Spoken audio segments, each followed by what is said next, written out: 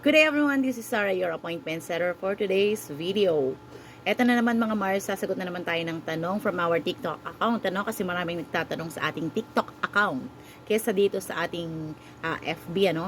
Well, ang tanong niya, nakapag-appoint na daw siya. Nakapag-appoint na po ako. And nabayaran ko na rin, nasa akin na lahat ng mga requirements.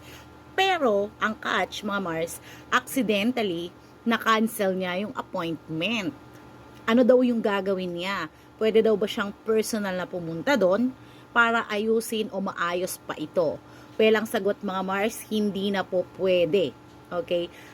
Dahil sa ano ni DFA is aksidente man o hindi na na-cancel mo yung appointment, forfeited na yon. And ang hindi, ang nakakalungkot dito mga Mars, hindi na po maibabalik yung pera, non-refundable na po ito. So, ang gagawin niyo po, mag-book po kayo ulit and bayaran nyo na lang po ulit.